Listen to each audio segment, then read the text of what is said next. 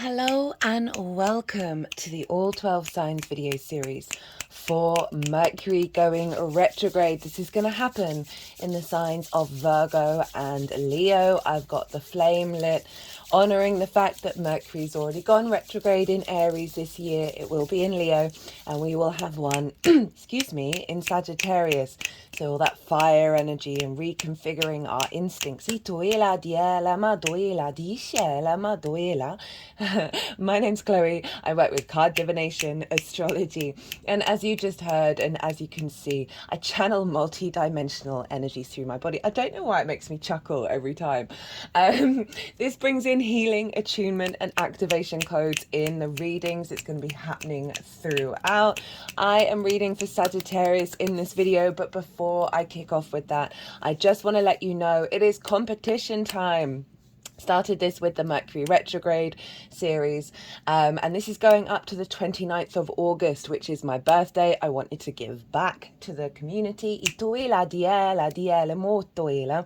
And there's a question in the description box, and it will be in all the description boxes for all the transits that happen in this particular period of time.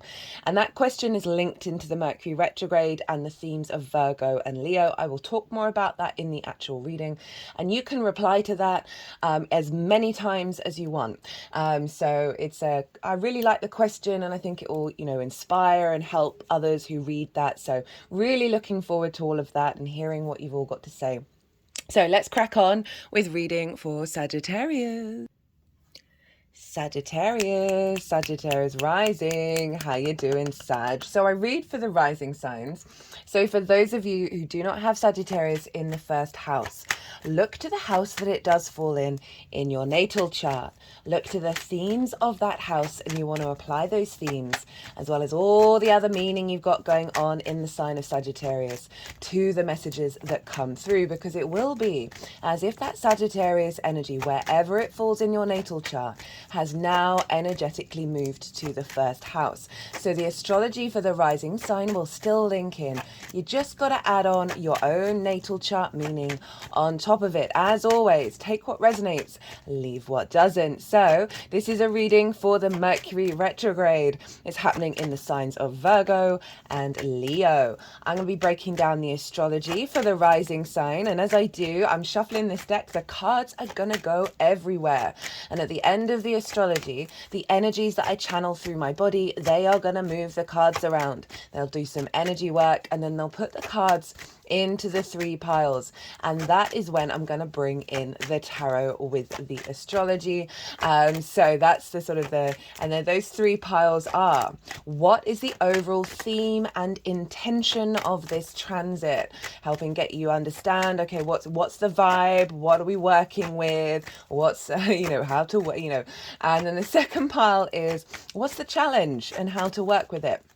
This is so often with every transit, we do get challenges because it's the polarity of the universe. And with a retrograde, it's going back and forth over old territory. So it's going to require things coming to light, right? And what are they? And there may be some difficult things that are rising to the surface because they're getting cleared out with this retrograde. So that is pile 2. Pile 3 is how to work with and amplify the energy of pile 1. So how to really integrate and expand and really work with this transit. It's particularly significant because we had Venus retrograde in the sign of Leo last year, and Mars is going to retrograde there towards the end of the year. So that's so interesting. This is the only time the Hermit's come out, which is the Virgo card. Strength card has been full throttle, but I am not surprised, Sagittarius, because Sagittarius risings is in your 10th house, which is a very important house. So we've got the 3 personal planets all retrograding in the sign of Leo, which is making it pretty significant for the Leo area of our chart in terms of our desire, how we collect information, how we process things, and our motivation and drive. That's all been getting a revamp in under 2 years. Particularly significant with the opposition to Pluto. That Leo is facing.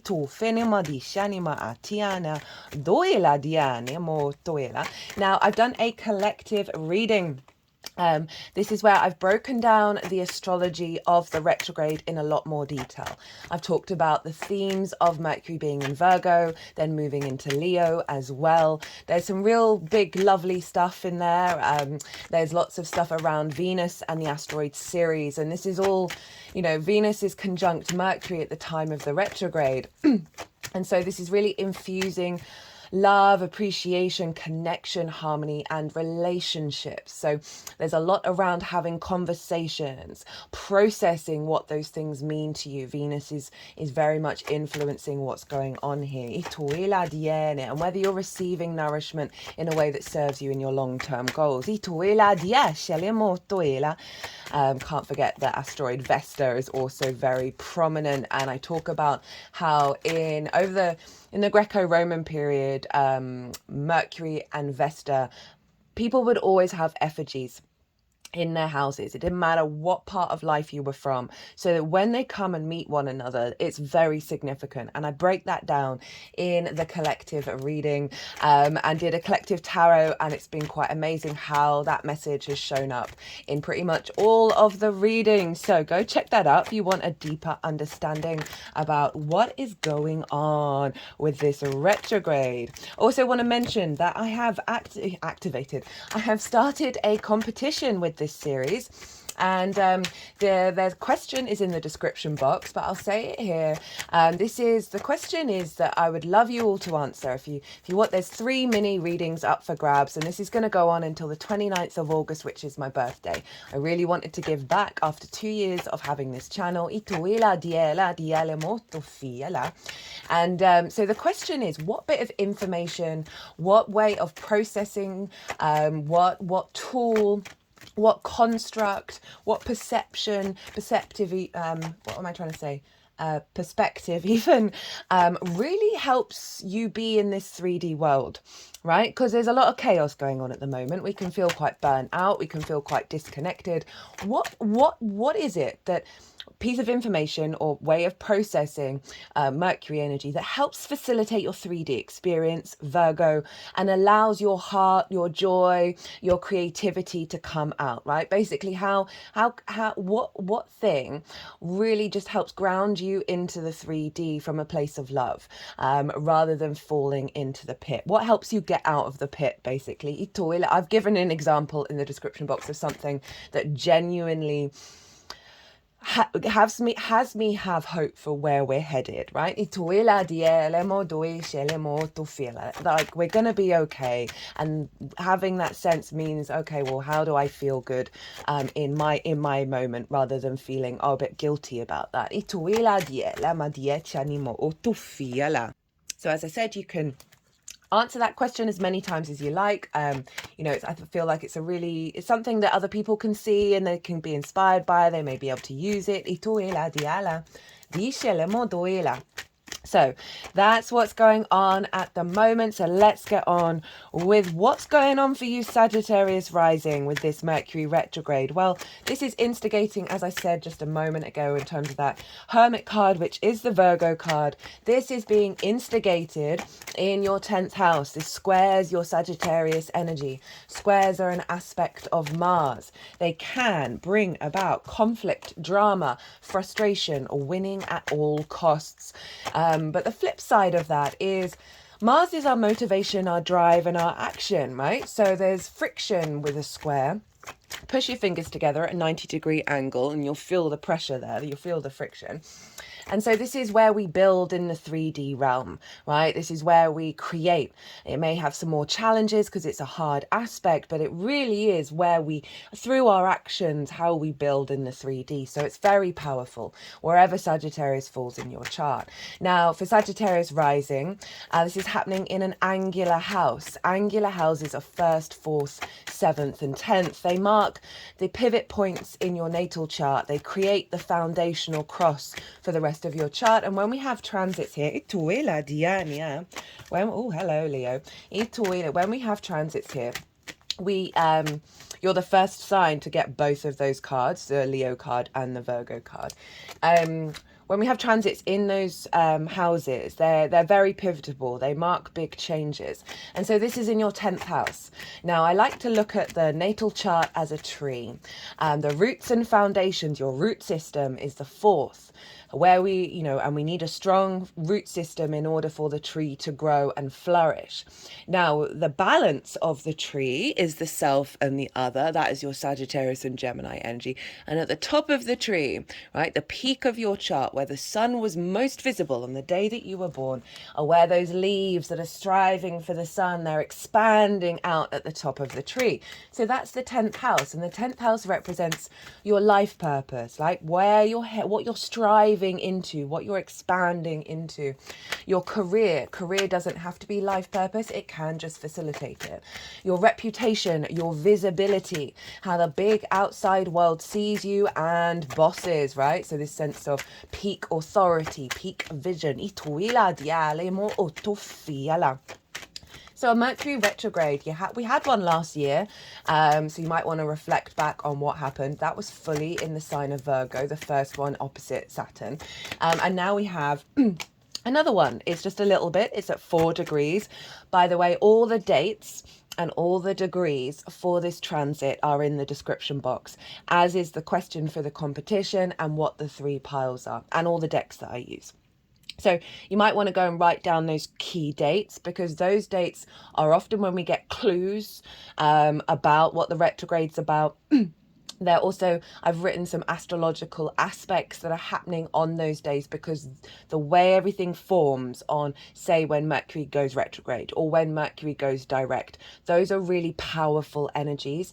And the way the astrology is on that day, on that moment of the shift, that then influences the next part of the cycle. And that's why Venus is so crucial in this, because she's conjunct Mercury at the time Mercury goes direct. Mercury's also trining Chiron when it's in its forward motion as well. So there's a lot of wounds that we're healing by way of trine. So it's very inspirational. We're getting a lot of wisdom around wounds, around how we communicate, right? And being able to be more autonomous in our expression. Aries energy in Chiron. And that Venusian energy is really pulling the focus into a sense of reciprocity, of connection, and that can be in relationships, but it can be just as in how you connect to your sense of love and creativity in the world. So a Mercury retrograde in the 10th. So Mercury, this is all about how we process things. What information are we interested in? How do we perceive things? How do we perceive information? And then what are we interested in sharing? It's also about planning. With a retrograde Mercury, this is a great time to get projects up and running, because we are going back over territory. So we get to go into the depths of things, the nuance, the details. And often when we go back over things, we're able to really contemplate rather than being in a learning state. So it refines our understanding, right? And so it really brings an extra layer to these areas of our chart. And for you, it's your 10th house, right? So you may be reflecting on your life purpose and your career, and thinking of new ways of engaging excuse me, new ways of engaging with it. There may be new opportunities come up. Remember, the retrograde does call us to pause, right, to reflect. I see retrogrades as a very sort of yin energy of the going inward, the observing, the cultivating, and bringing nuance to something rather than needing to take direct action. That happens when planets go direct, which is more of the sort of the yang masculine energy.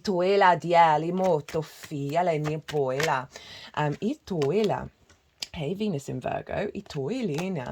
Right, so Mercury going retrograde in the 10th just may cause you to reflect on where you're at and what you're doing. I can see old wounds around visibility and reputation being reorientated, so it's no longer disrupting your capacity to walk your path, your capacity to find a sense of love and joy, in itoela, in your career, in your life purpose. Itoela dieni ado fale meitini.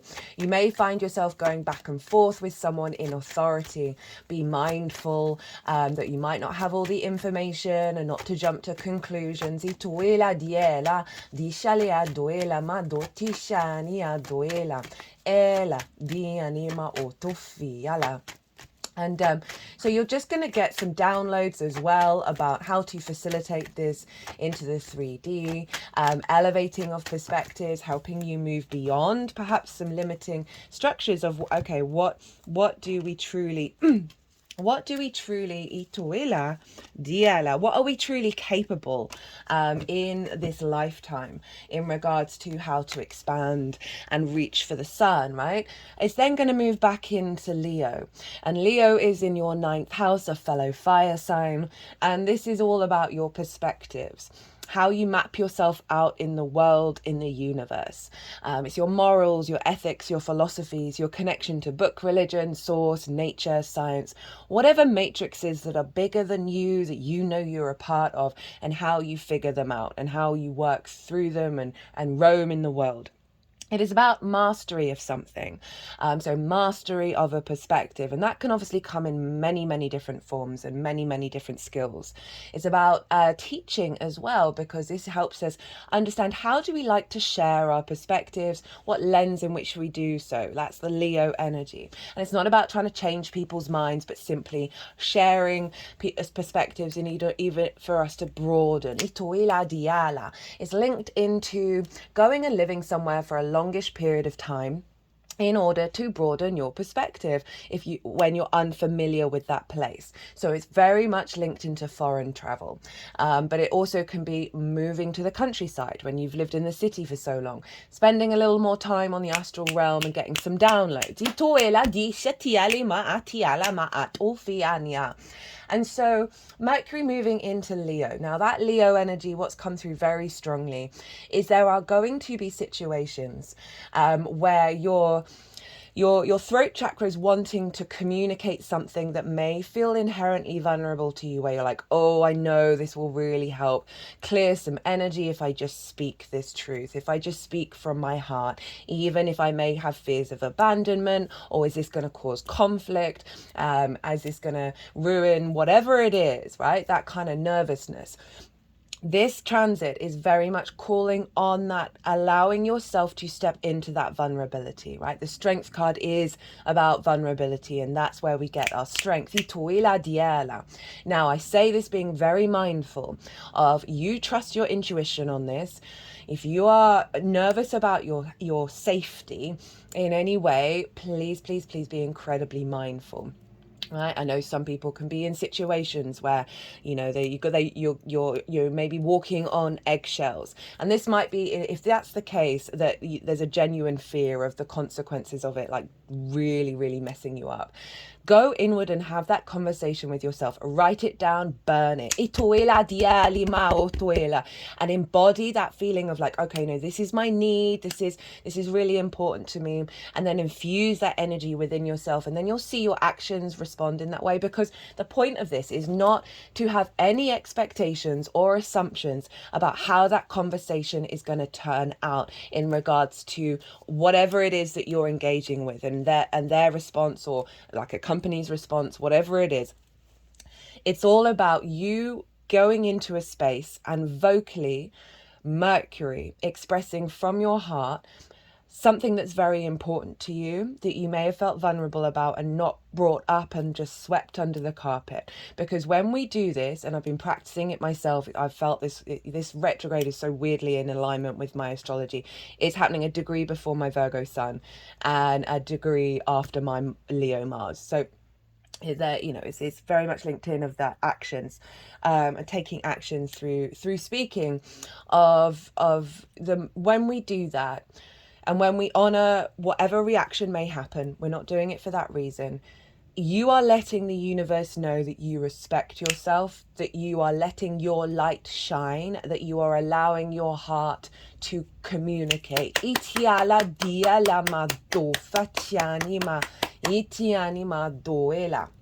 So Mercury moving into the sign of Leo, into your 9th house. So with this activation in Virgo of, a new idea, a new construct coming up in regards to your life purpose, this is then moving into how you perceive, right? So any wounds around perceptions of how you see yourself in the world, what is the point of being here, right? There's this shift that's happening, that's recalibrating those perspectives in your life purpose to give you more love, more joy, and more nourishment. Ituela diali madisha tiali moto fiala itania doela motoela dishani moto fitana diala ma otoela.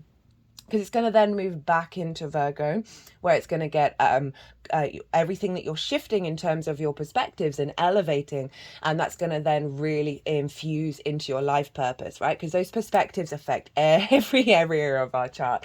So with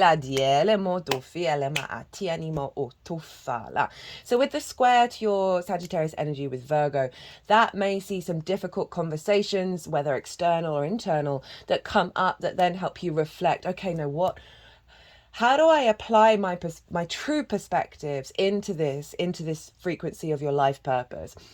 Right, you may feel like there's been some disruption around really being able to do that, and with this autonomy coming in from the Chiron energy in Aries, that's in your 5th house of your creation energy, that's infusing any blockages around finding that joy, finding that creativity, that pleasure, that infused into your perspectives and your life purpose.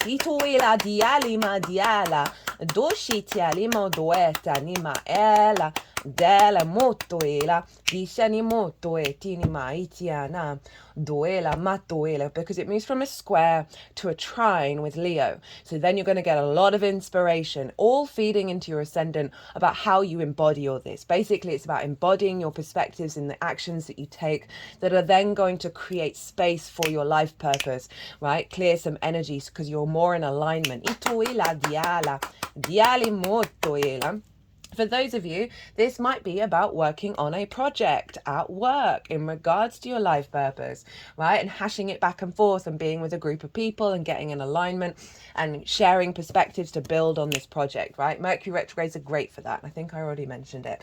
You may have people coming back into your life. This may have already happened. We are in the shadow phase. This has been from the 17th of July. And so often the shadow phase, this is when Mercury's going over the degrees. It's then going to retrograde over.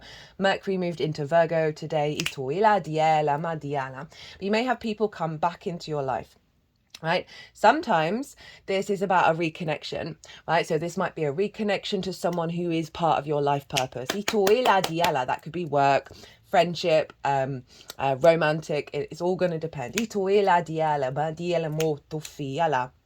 And it can also be, I've noticed this very, very strongly, that we get inspired by the astrology whether we're aware of it or not. The amount of people that I speak to who have no idea about their chart, no idea about astrology, they'll tell me about their lives, and I can see it immediately, right, in their astrology. Now, some people, if they've got a strong Virgo, a strong Mercury that's linked into this retrograde, right, and making aspects to the retrograde, it can be that Mercury, the messenger of the gods, has inspired them to say something, right? And this may be an ex-lover that comes into your life. This happened to me the last Virgo season. Came into my life, said something to me, and then kind of disappeared, and then came back at the next retrograde. But they said a thing that I really needed to hear, that was part of the retrograde cycle. But it wasn't that we were going to reconnect. It was just Mercury letting me know, hey, you need to know this, and you need to know that this is legitimate, and this is real, and this is your reality. So those sorts of things can happen. As always, be mindful with contracts, and this is just because we go back and forth over the same territory. So you might miss something if you sort of make a quick action. Do what's right for you. Always trust your intuition. You know, if you've got a new job offer, a new career offer, and the contracts come in, this is the time to go over it. This might be sort of reflecting on your own value and your own perspective of how you connect to the world, and being like, well, hey, I actually kind of want a bit more money. Now, Mercury is influencing not only Virgo by being in Virgo, but also because it rules Virgo. So we're getting a doubling down on that, this mercurial influence that is bringing depth and nuance to this area of your chart even more, but it's also affecting Gemini, and that is opposite your Sagittarius energy in the house of the other. The other can represent, one-on-one, intimate, important relationships in your life. Business partners, clients, therapists, intimate friends, long-term committed romantic relationships, and source. So Mercury is bringing in an energy around that's influencing the other. So again, this could be with a business partner that you're hashing out the next level of your business expansion. And it's elevating. There may be some difficult conversations that you need to say, and the result is one, either that business partner falling away because it's not working for both of you in the long term, or an elevation, a strengthening of the other, where you're on the same page. For some of you, this in regards to the perspectives, this might be about drawing towards you others in your life that are in alignment with your soul path and your perspective. Doesn't necessarily mean that they agree with everything. That's not really what we want in our lives. We want to have debates and evolve and grow and shift our perspectives. And that could be clients coming in, lots of clients coming in, who are really connecting to your perspective because of the redevelopment. Life purpose can be the happily ever after, right? So there may be something about elevating the relationship that you're in, or bringing in a new relationship that is in alignment with this.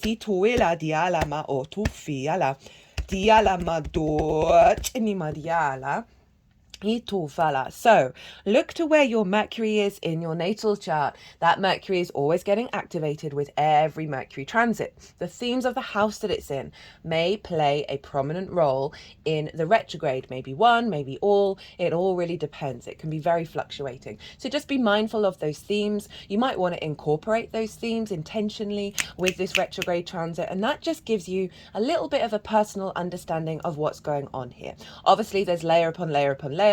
Who rules the sign that Mercury's in your natal chart, and you do the energy transfer, and then you end up potentially incorporating the whole chart into this retrograde. So that just gives you a little bit more personal understanding. Right, so all the cards are down. The energies that I work with, they are going to move these cards around. They're going to put them into the 3 piles, do some energy work, and then we'll bring this lovely tarot into the astrology. Atoela diato fala diana etinia to finia dia lama ot namatishi tiala diala ma otu fienia diala eti ni atu tu ishina ma ela ma diala ma ot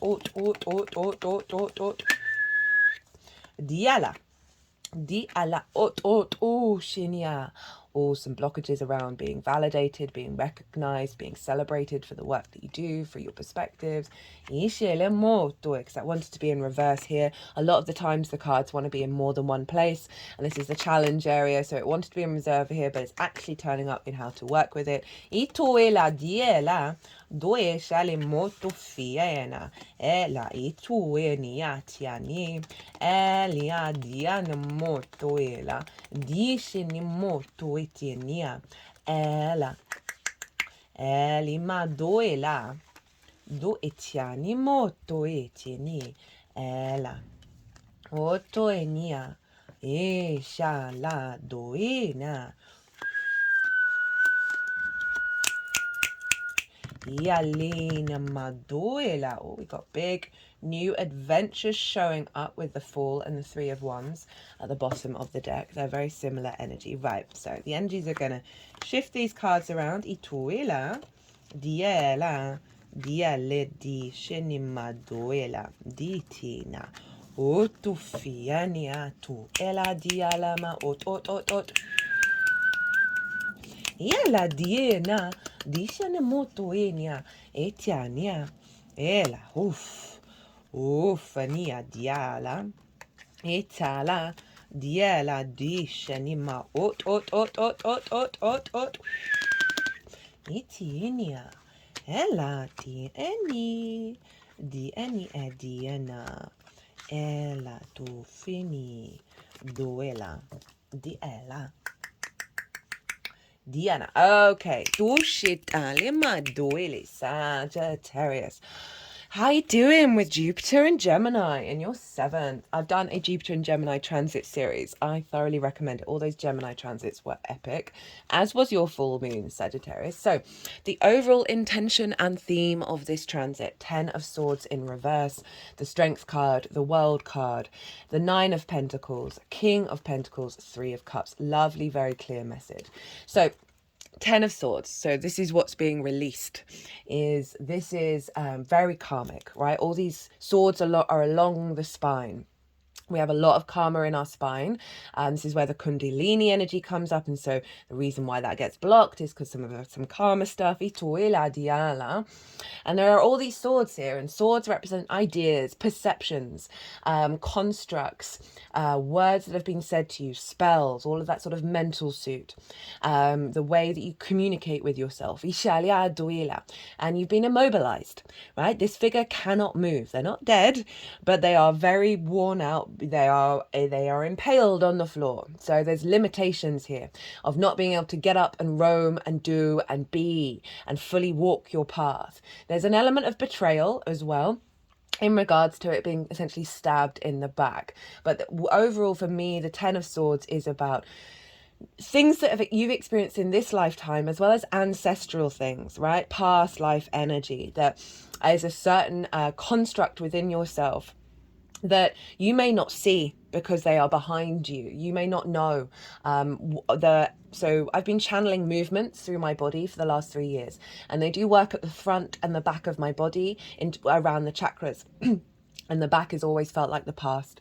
It's always felt about like big karmic releasing. But you can't see your back. So there's an element of these things being invisible. You've gone through some difficult times, but this figure has the same hand gesture as the Hierophant, which we also have. I believe it's here.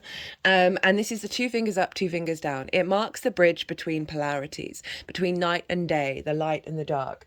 And it acknowledges that we need to honor those polarities in order to learn and grow, right? And really evolve, because this is the end of a cycle. And so this is falling away. And in regards to your career, your life purpose, there's been some blockages, some limiting beliefs, some trauma responses that have genuinely stopped you from being fully embodied, right? This is all squaring your ascendant, which is your body. So there's a release here. They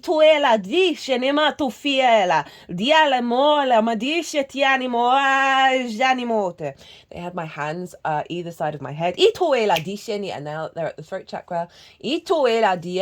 Up to the heart. Throat. It feels like a bit of reprogramming and releasing's going on. Remember, Chiron's in Aries, which rules the head. There may be some perspectives that are so in your unconscious spaces, in your sort of karmic energy, that have simply blocked you from feeling free and vibrant and independent. We then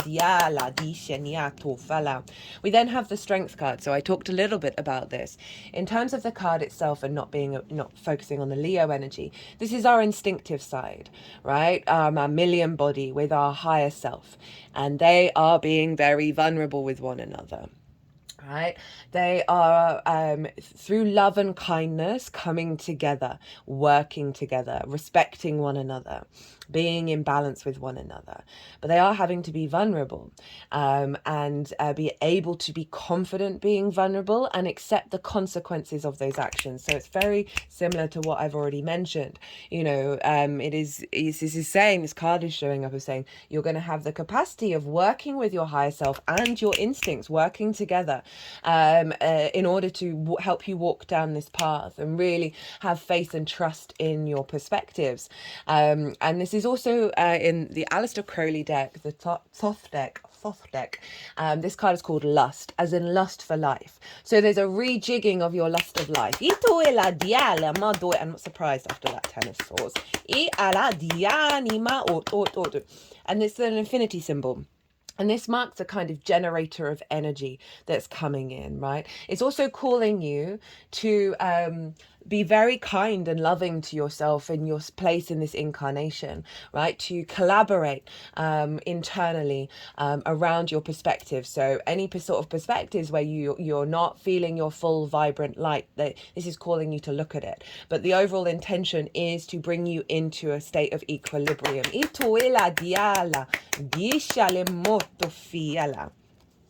The world. Know thyself and the world will open up to you. This is a Saturn card. Saturn's over in Pisces in your 4th house right now. And this used to be a hermaphrodite. So there's an honoring of the multifaceted nature. And there's also, Saturn's about boundaries. And so Saturn's also about integrity. So the more that we peel back the layers of who we think we are and get to the root energy, right? And then act on that root energy. That's our integrity.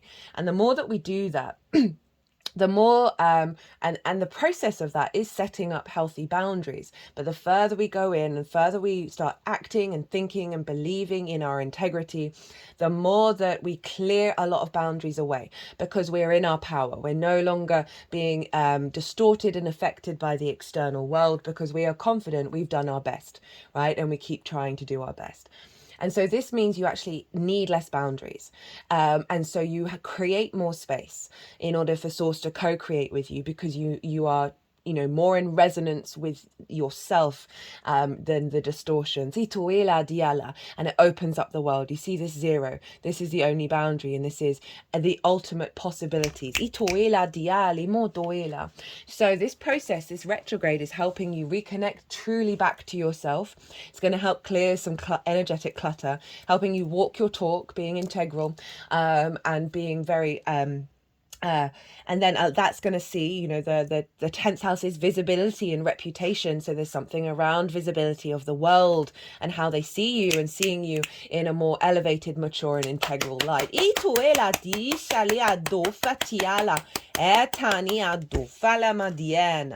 9 of Pentacles, Venus in Virgo. So she's in Virgo at the time of the retrograde. Very powerful energy. I love Venus in Virgo. The 9 of Pentacles. So this figure knows what they need to do in order to bring about a holistic life. Happy home, happy work, happy friends, happy partner, whatever it is, right? Because you see all these grapes, this is representing the harvest. This is representing abundance. She's in very opulent clothing. And there's boundaries here of like saying no to certain things, because you've got a vision, right, coming through that's elevating your career and your life purpose. And this coming through is saying you're getting a frequency. This is the intention of the retrograde, to get you to a place where you are confident about making the right decisions and saying yes or no to certain things that are bringing about this alignment.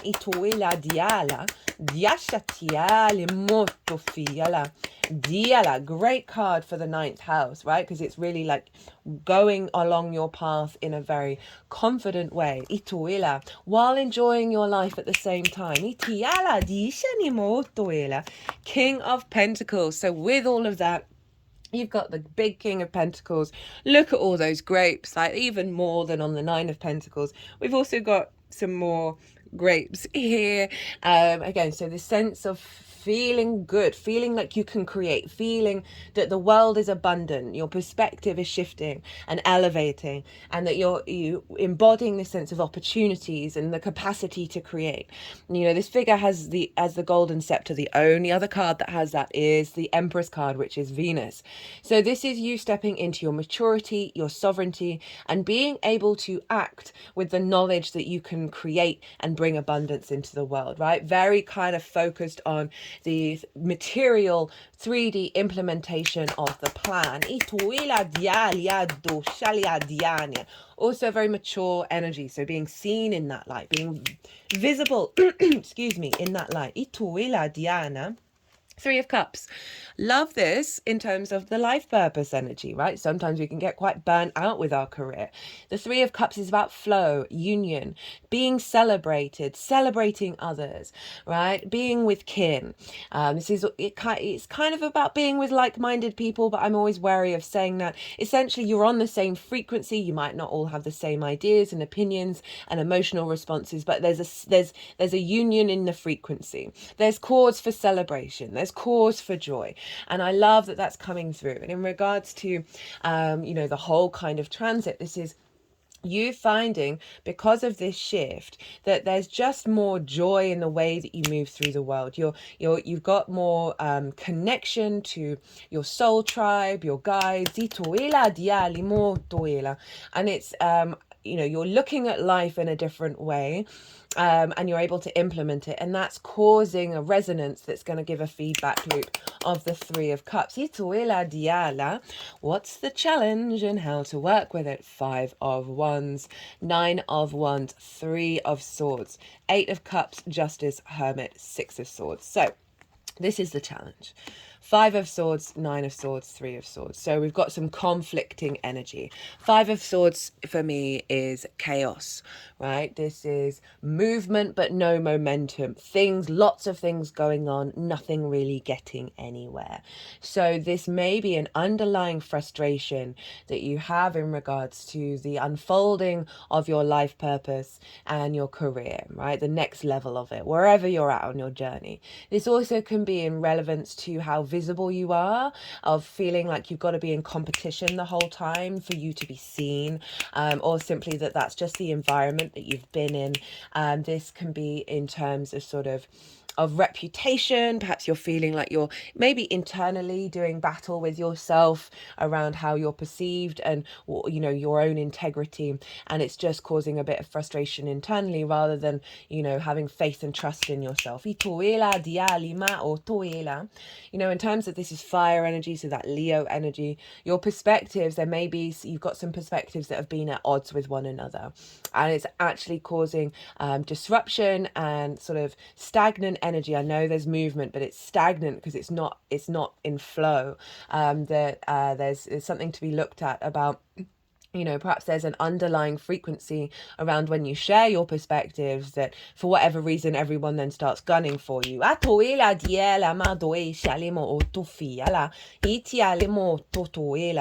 This can be fights with the other, these sort of awkward, vulnerable conversations, and it just turns into a bit of a ruckus. And this might be why there's been difficulty about being vulnerable, about sharing your dreams and where you want to go and what you want to do, because it just feels like there isn't a smoothness to that. But overall, the overall message with this one is in terms of your life purpose, of it just not quite being in a flow state. We then have the Nine of Wands. The Nine of Wands is very strong energy. This figure has kept on going. They've stood their ground. They are burnt out. They are exhausted. Now, there may be a very good reason about why this figure feels like they constantly have to be on the defensive. They have to be prepared for that fight, right? But I always say with this card, do you need to do that? Truly, madly, deeply, do you? Do you need to respond? Do you need to react to if there's a situation that just feels like you gotta get into fight mode? Is there a way of redirecting that energy and shifting your perspective? And as I said, there may be very good reason about why you feel this way, and the challenge, all these things are coming up because Mercury is helping you release this, because this is not the vibe of this, right? And so there's again, it could be a similar vibe to the Five of Wands of just feeling a little isolated with your perspectives, right? You're watching tarot with someone who does quite strange channeling, so you're obviously open to different perspectives. So you might just find, I'm just getting a thought in my head. So I'm predominantly vegan, right? Ice cream and chocolate gets in the way of that. But I have a farmer friend. I have a friend who grew up in the countryside. Her whole family's farmers. She she seems to think that my veganism is an attack on her lifestyle. And she will, almost every time we see each other, she tries to feed me meat. And I find it hilarious, but I'm also really confused. Like, I'm not coming for you. I'm not trying to change your mind. I'm not going to try to change your perspective. I'm not judging you. Everyone walks their own path. But there's an element of like, I've kind of got to be on the defensive because she's gonna come for me. Love her dearly. This is not an attack. She knows the facts. But it's something like that of like, oh, why? Like, I'm just sharing my perspective from what I feel, and then for whatever reason, you got to get your defenses up because someone's projecting onto you. And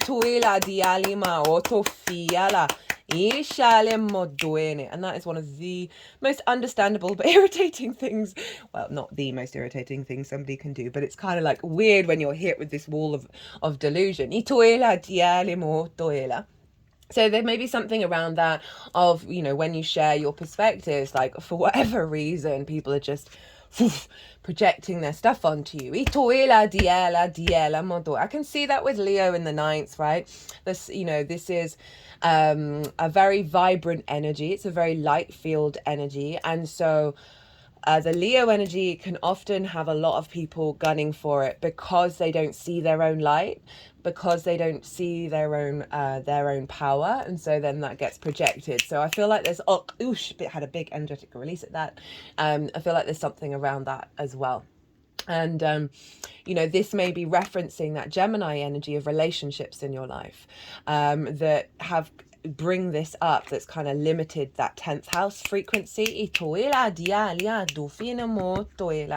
that you're going to be potentially working through these the challenge, right? These can show up really loudly. It's a sliding scale. It's very rare that either or, it can be this and that, but it can also just be things you're noticing and you're like, that's not actually me anymore. And that is Mercury going, yeah, that's because we're releasing it, and we're really integrating that release process. Three of Swords. So this is about words, ideas, preconceptions, way that we perceive things, spells, whatever it is, both internal and external, that have caused your heart to be restricted in its energy. Leo rules the heart, right? And these is sort of, Mercury's very much linked into the air suit. And there's an element of pain here, you know, with these rain clouds of representing tears that can bring in a level of grief or just a sadness and in one's life, right, in regards to your life purpose, your career, how you perceive things. There's some blockages, perhaps your career hasn't quite worked out in the way that you like, of your life purpose, you know, with that 7th house of having a partner that you can co-create with.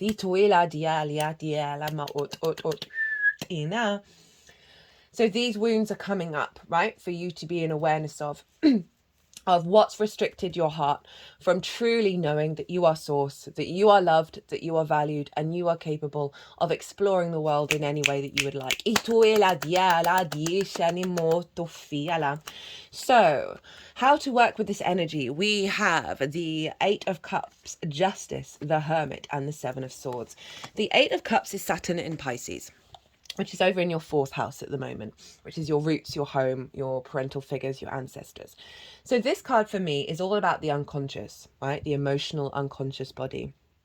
That there are response mechanisms, limiting beliefs, trauma responses that are so deeply ingrained in the unconscious that we've been with them for so long that they feel comfortable. They feel like the cup is full because they are familiar. They satisfy a distorted emotional response, and it can be so difficult to walk away from them. It's difficult to even observe what they are. But this card is calling you to do that, of being like, we understand why this is here, and we stand by you, and we love you, and we were there with you through all of these experiences. But this retrograde is helping and facilitating your capacity to walk away from this dynamic. And that can be perceptions, that can be situations, this can be ideas. It's going to be very specific to all of you. And going to climb that mountain to get that higher perspective and shift the frequency in your emotional body, where you're no longer in that very automated response mechanisms. Justice. This is about calling you to be objective and empathetic about what is going on throughout this transit, about why this has happened, why people have responded, you've responded in certain ways. Justice gathers all the information, receives all the information, and then objectively, as much as you can, step into what the truth of the matter is.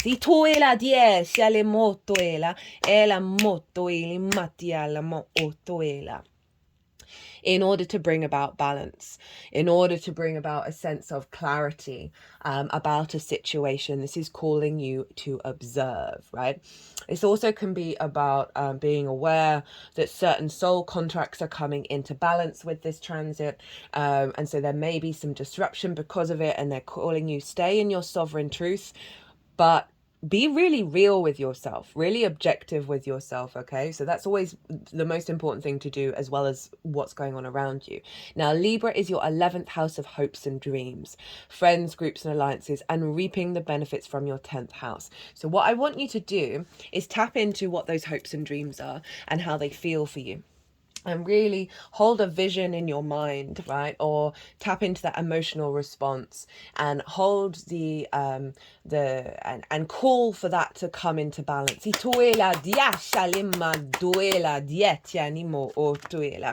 then have the Hermit, right? So I'll talk about the card and then I'll bring in the astrology. The Hermit isn't bothered about what society thinks of it. It's on top of a really tall mountain. So it's got the higher perspective. It's about this inner wisdom that we seek to cultivate and ensure that the external world does not distort it in a disparaging way. So there's something here about really going inward. As I said, retrogrades, it's a time for reflection. It's a perfect time to reflect on your 10th house. But that, so there's a real sense of not, parental figures, Saturn over in the 4th, in Pisces. Old limiting beliefs around your capacity to expand into your life purpose and walk your own path. This is saying honor your inner wisdom. This card is grey. This figure is grey, which represents wisdom, and it's being guided by the star, which is your hopes and your dreams, but also your unique being, right? This sense of elevated energy. So 10th house energy is calling you to focus. What is your life purpose? What is your career? How you respond to visibility and reputation, right? And whether that diminishes you. Remember, the Hermit's not bothered. People come to the Hermit. The Hermit doesn't seek out the approval of the external world. So there's something around this, that there's a blockage that is stopping you from really stepping into that power around that 10th house energy. And some of it is going to be about visibility, because we've got the light here, and how it genuinely affects you and whether it stops you from being able to be the Hermit. Now remember, the 6 of Wands were in the upright, in the reverse on this pile, and this is all about visibility and reputation, and visibility, recognition, and therefore positive reputation, because this figure is about to be celebrated. So that was in the reverse. So there's a challenge coming up around that, but they have put it in this pile of how to amplify it. And you have another 6. So the 6 of Swords is honoring that this is a limbo phase, right? Being very aware of that and getting some perspective with that, because you're moving from choppy waters to calmer ones where you can thrive, and you are taking with you core perspectives that are going to serve you in the new landscape. 6s are very protected. So that is honoring the fact that you are shifting into a space where you can then thrive based on your core principles, your core integrity. Now, speaking of shifting, we have the Fool and the 3 of Wands that were at the bottom of the deck. Now, these both represent a new journey, a beginning of a new journey. The Fool is operating from the heart. It's very open and curious about existing and how it all happens, the good, the bad, the beautiful, and the ugly. So it's helping release any elements of jadedness. It's like a fresh start in regards to how you connect and perceive your 10th house and your perspectives, right? So I love this for the 9th house of perspectives. This really just open-hearted and curious about how things are going to unfold without needing to the Fool, I feel like, sort of is able to ebb and flow in situations and duck and dive, and I've never said that before, and I feel like it's not that these things aren't necessarily, I feel like this one, it's not necessarily that this isn't, in terms of situations in your life that there might not be, that there wouldn't be sort of some dust up, some fights, some sort of low level conflict, chaos energy, that this Fool is just able to sort of weave in and out of it and find the joy and curiosity in it, but it's not getting affected.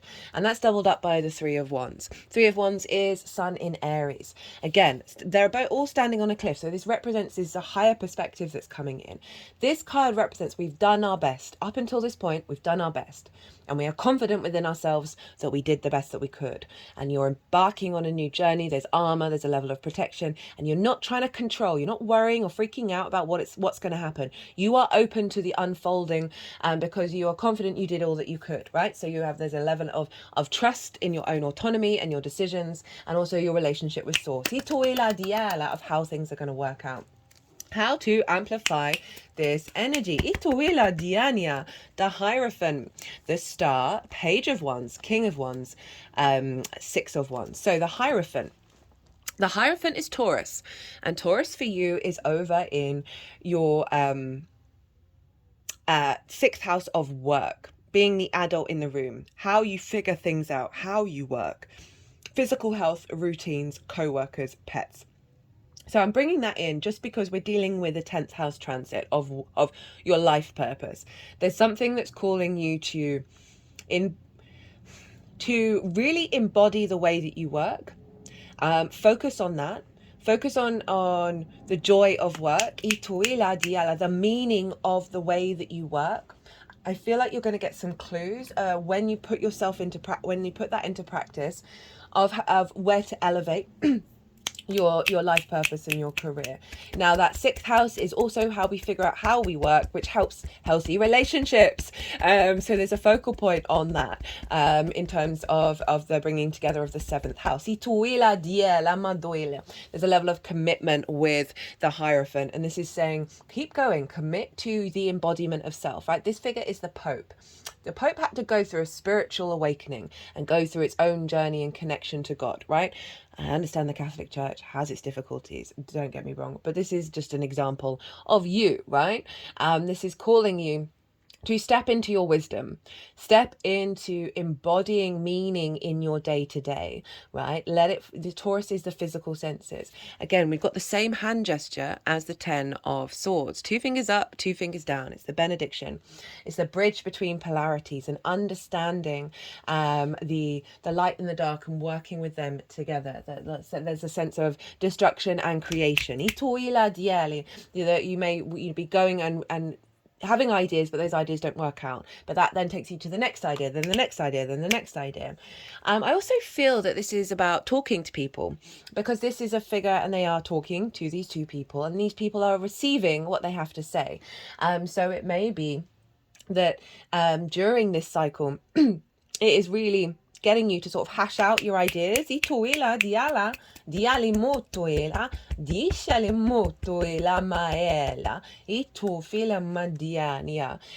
And brainstorm and see what comes from that. But I do feel like this is a focus on how you work and how you get the joy out of that, to get the meaning, the wisdom out of that you'll get some understanding.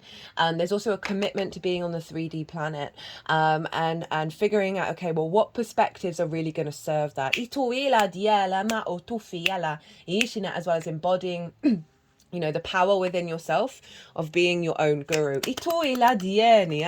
We then have the Star card. This is Aquarius, and this is the star that's in the Hermit's lantern. So the star is uniquely herself. She has pulled back the layers. She has pulled back the masks. She is unclothed. She's as close to her original form as she could possibly get. And it's a process of healing, right? It's the pulling back those layers to get to really who the essence of self. And with that healing of self and operating from a place of authenticity or striving to, she's healing the environment, right? And we have the galactic and the earth energy combined. It is you honoring your star energy. This can be linked into hopes and dreams as well. But I see this, Aquarius for you is in the way that you communicate. It's your day-to-day environment, the things you do on a day-to-day basis. It's the 3rd house. This is where Pluto is at the moment. Just for a little bit, it's going to dip back into Capricorn. It's the way that you express yourself. It's your environmental frequency. And this feels like a day-to-day practice to pull back those layers. layers, right? And really figure out, okay, where am I masking? Where am I masking to myself, to ideas, to the people around you, and really try and get back to that essence. And there's a process of healing here around perspectives that may have limited your capacity to understand truly that you are the star, and that you are able to hope and dream in ways that are really expansive. There's also something about putting into daily practice this hierophant of really being in awareness of your own power, but also your observation of how you respond and what comes through, because there may be some distortions that come up that you have the capacity to work with. It's also communication, so there is a doubling down on something about finding ways of expressing your unique self. This could be writing things down, this could be singing, speaking out loud, doesn't have to be to anybody. But whatever form of communication of really getting you back to your authenticity. Page of Wands. So inspiration's coming through, messages are coming through, finding a way of communicating from your heart, that Leo energy, in a very youthful, excited way. Talk to yourself for 5 minutes every day as if you're having the best time and you're celebrating and pumping yourself up, listening to your best song, dancing around the room, getting instinctive in the way that you communicate. Dancing is communication. Pages are very useful, they're very excitable. We want to embody this energy. We want to find that spark, find that instinctive passion within ourselves. So it's really hyping yourself up. And also being in observation of synchronicities around you, messages coming in that link into that perspective area of your chart, right? You could get clues and synchronicities from source quite a lot about who you really are. King of Wands. So this is fire is very instinctive, and this king is about to jump off and leap off the throne. So there's something around movement from your instincts, and tapping into your capacity to act from that. And I would say do so without any expectations of how that's going to be received. The King of Wands is also calling you to bring in a level of maturity. Right? Kings can only act because of the wisdom of the queens, through that observation, that there's something around observing your instinctive actions and seeing whether they are the King of Wands or not. Are they the Knight of Wands? Are they this? Are they this? Right? So that King of Wands is wanting you to observe your instinctive actions, and seeing if it is in alignment with your sovereignty. I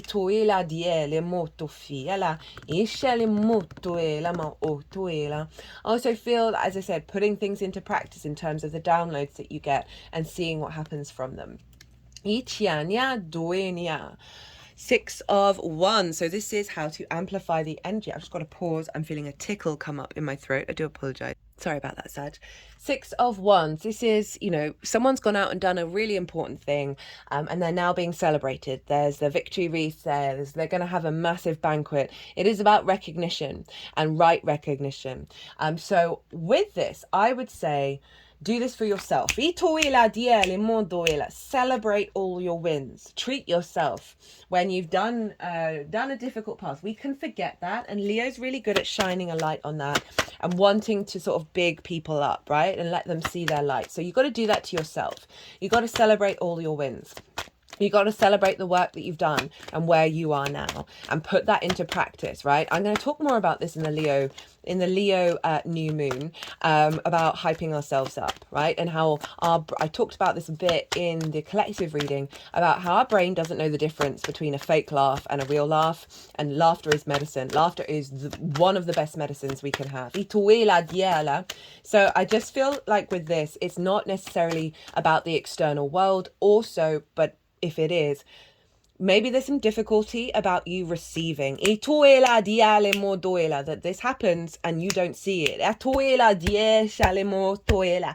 You can't embody it. You can't feel that it's real, right? So I want you to practice recognizing when you are being validated, when you are being celebrated, even in the tiniest of ways. And I really want you to exaggerate and pump up that energy. Obviously do what you want, but Okay, so this is the Four Agreements Oracle. It's a very mercurial deck. The author of the Four Agreements, which is a book, one of the few books I recommend, very short. Practicing those four agreements is game changing.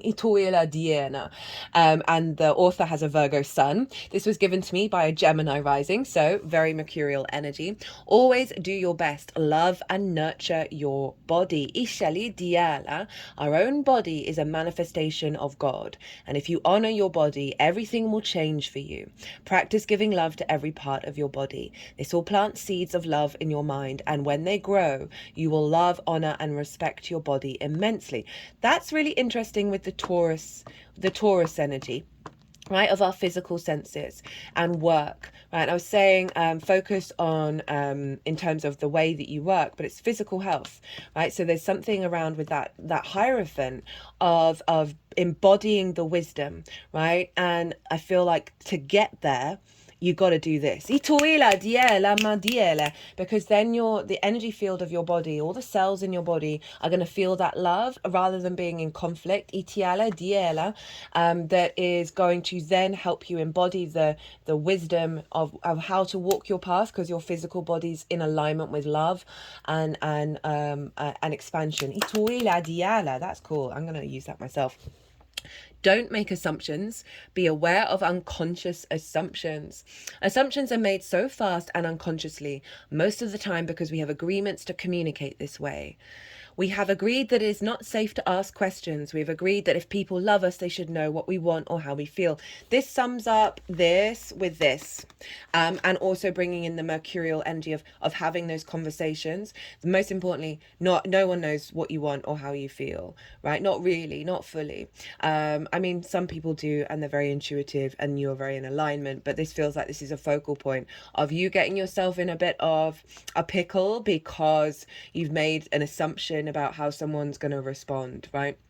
Or that you either in a negatively way that you can't ask questions, or that whatever action's going on, this could be like a boss who feels like they're disrespecting you or something, that, you know, having that moment of being like, well, this is how I feel and I don't feel like you're being a supportive boss. Obviously say and do whatever feels right for you. I'm not saying go have conflict with your boss, but there's a lot of empowerment coming in here, and I feel like not making those assumptions, those unconscious assumptions, being mindful of them and walking away. I mean, that can be the assumption so that everything's going to be a fight that you've got to be on the defense for, that's then going to cause you to be into heartbreak, right? Of helping step outside of that.